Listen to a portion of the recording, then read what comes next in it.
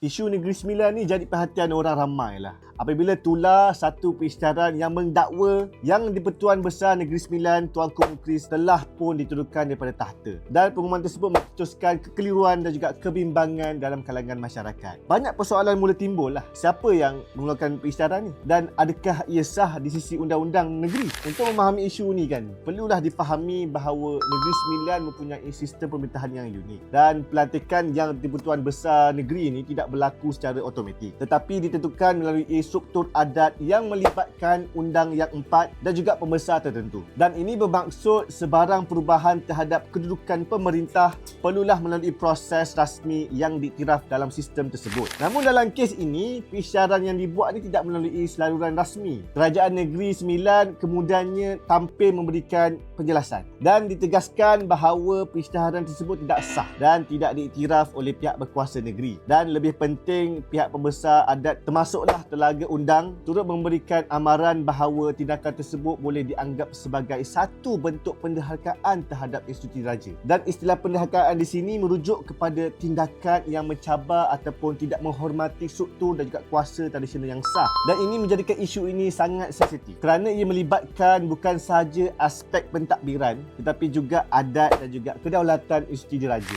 Dan pada masa yang sama, muncul juga perbincangan di peringkat nasional mengenai kemungkinan penggunaan darurat dalam konteks politik. Kedua-dua perkara ini adalah berbeza dan juga tidak berkait secara langsung. Isu Negeri Sembilan ini adalah konflik dalaman yang melibatkan perisytiharan yang tidak sah, manakala perbincangan darurat pula berada dalam konteks nasional yang berasingan. Hakikatnya, tiada perubahan rasmi terhadap kedudukan Tuanku Mukhris sebagai Yang di-Pertuan Besar Negeri Sembilan. Tiada perisytiharan darurat dibuat berkaitan isu ini dan pentadbiran negeri dan juga negara masih berjalan seperti biasa. Apa yang berlaku di sini adalah lebih kepada kekeliruan apabila maklumat yang tidak sah tersebar luas dan disalah tafsir sebagai satu krisis besar. Dan situasi ini menunjukkan betapa pentingnya memahami konteks sebenar suatu isu, terutama melibatkan perkara-perkara sensitif seperti ini, iaitu institusi diraja dan juga kuasa pemerintahan. Kejap. Nak jimat minyak RM10 tak?